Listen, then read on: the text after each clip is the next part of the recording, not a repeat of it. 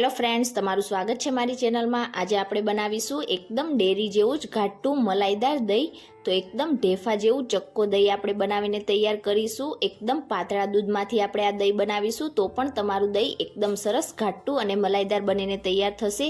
બસ અમુક નાની નાની બાબતોનું ધ્યાન રાખશો તો એકદમ પરફેક્ટ તમારું દહીં બનશે। તો ચાલો બનાવીએ।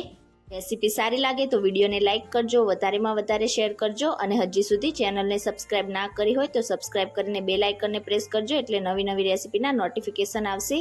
તો ચાલો બનાવીએ।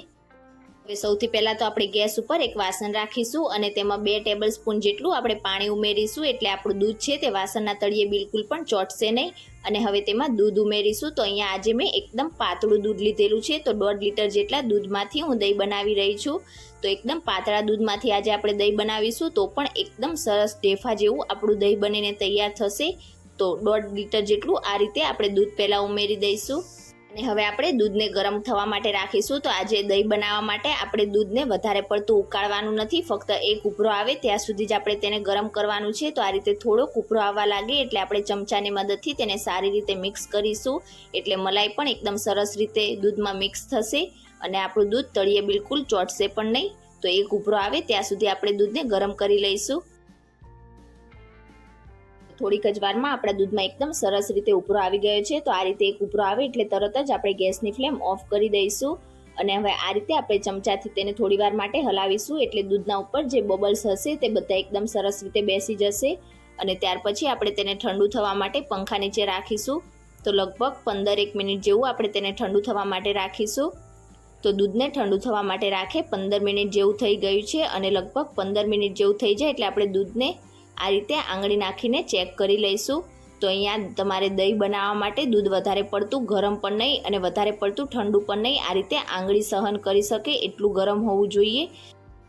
તો પરફેક્ટ દહીં બનાવવા માટે તમારું દૂધ આ રીતે નવશેકું હોવું જરૂરી છે। અને હવે આ રીતે દૂધને ચેક કરી લીધા પછી આપણે તેમાં મેળવણ ઉમેરવાનું છે। તો મેળવણ ઉમેરીએ તેની પહેલાં દૂધના ઉપર જે મલાઈ આ રીતે આવેલી છે તેને આપણે ચમચાની મદદથી એકદમ સારી રીતે દૂધમાં મિક્સ કરી લઈશું અને કિનારી પર જે મલાઈનો ભાગ ચોટેલો હોય તેને પણ આપણે દૂધમાં મિક્સ કરીશું એટલે મલાઈ દૂધમાં એકદમ સરસ રીતે એકરસ થઈ જશે। આ રીતે મલાઈ એકદમ સરસ રીતે મિક્સ થઈ જાય એટલે હવે આપણે દહીં બનાવવા માટે તેમાં મેળવણ ઉમેરીશું। તો એક બાઉલ લઈશું અને તેમાં 1 ટેબલ સ્પૂન જેટલું દહીં ઉમેરીશું। તો અહીંયા તમારે ખાસ એ વાતનું ધ્યાન રાખવાનું છે કે દહીંમાં બિલકુલ પણ પાણી ના હોય એ રીતનું આ રીતે એકદમ ઢેફા જેવું દહીં તમારે લેવાનું છે। તો 1.5 લીટર દૂધમાં 1 ટેબલ સ્પૂન જેટલું દહીં એકદમ પરફેક્ટ રહેશે। તો આ રીતે આપણે દહીંને પહેલાં તો ચમચીથી એકદમ સરસ રીતે ફેટીને તૈયાર કરી લઈશું। દહીં તમારે એકદમ મોળું હોય તેવું લેવાનું છે, વધારે ખાટું હોય તેવું દહીં બિલકુલ પણ નથી લેવાનું। તો અહીંયા તમે જોઈ શકો છો મેં દહીંને એકદમ સરસ રીતે ફેટીને તૈયાર કરી લીધું છે। હવે આપણે જે દૂધ તૈયાર કરેલું છે તેમાંથી આપણે થોડું દૂધ આ રીતે બાઉલમાં ઉમેરીશું। તમે ડાયરેક્ટ દહીં ઉમેરો તેના કરતાં આ રીતે બાઉલમાં પહેલાં થોડુંક દૂધ ઉમેરીને તેને એકદમ સરસ રીતે મિક્સ કરશો અને ત્યાર પછી દૂધમાં તેને ઉમેરશો તો એકદમ સરસ રીતે તમારું ઝડપથી દહીં દૂધમાં મિક્સ થઈ જશે। તો આ રીતે પહેલાં ચમચીની મદદથી આપણે દહીંને દૂધમાં સારી રીતે મિક્સ કરી લઈશું। તો આ રીતે દહીં તમે જોઈ શકો છો દૂધમાં એકદમ સરસ મિક્સ થઈ ગયું છે। હવે આપણે તેને આ રીતે દૂધમાં ઉમેરી દઈશું। એકદમ સરસ રીતે બધા જ દહીંને તમારે દૂધમાં ઉમેરી દેવાનું છે અને હવે ચમચાની મદદથી આપણે તેને એકદમ સરસ રીતે મિક્સ કરી લઈશું। તો લગભગ 2 મિનિટ માટે તમારે આ રીતે ચમચાથી દૂધને હલાવતા જઈને ઉપર નીચે કરતા જઈને મિક્સ કરવાનું છે એટલે આપણે જે દહીં ઉમેરેલું છે તે એકદમ સરસ રીતે બધા જ દૂધમાં મિક્સ થઈ જશે અને એકદમ પરફેક્ટ ઢેફા જેવું આપણું દહીં બનીને તૈયાર થશે।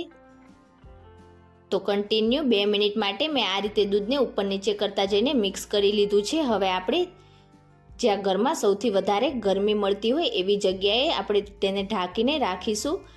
ઉનાળામાં લગભગ 4 થી 5 કલાકમાં તમારું દહીં એકદમ સરસ રીતે જામી જશે અને જો શિયાળામાં તમે બનાવશો તો તેને થોડોક વધારે સમય લાગશે। તો જ્યાં ગરમી હોય ત્યાં આપણે તેને ઢાંકીને એકદમ સરસ રીતે રાખી દઈશું। તો લગભગ 4 થી 5 કલાક જેવું થયું છે અને તમે જોઈ શકો છો 4 થી 5 કલાક પછી આપણું દહીં એકદમ સરસ રીતે જામીને તૈયાર થઈ ગયું છે।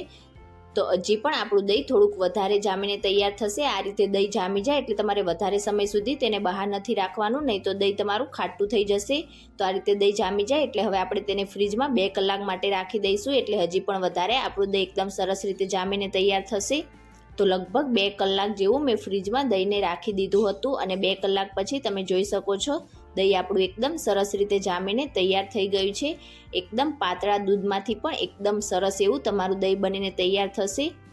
તમે એકવાર આ રીતે પાતળા દૂધમાંથી દહીં બનાવીને જરૂરથી ટ્રાય કરજો. એકદમ સરસ તમારું ઢેફા જેવું દહીં બનીને તૈયાર થશે. આ રીતે આપણે ચમચાની મદદથી તેને નીકાળીએ તો તમે જોઈ શકો છો એકદમ સરસ ચોસલા આપણા દહીંમાં પડે છે. તો આ રીતે તમે ક્યારે પાતળા દૂધમાંથી દહીં ના બનાવ્યું હોય તો જરૂરથી ટ્રાય કરજો. અને આજની મારી દહીં બનાવવાની રેસીપી તમને કેવી લાગી મને કમેન્ટ કરીને ચોક્કસથી જણાવજો. અને રેસીપી સારી લાગી હોય તો વિડીયોને લાઇક કરજો, શેર કરજો અને ચેનલને સબસ્ક્રાઈબ કરીને બેલ આઇકનને પ્રેસ કરજો એટલે નવી રેસીપીના નોટિફિકેશન આવશે. Thank you for watching.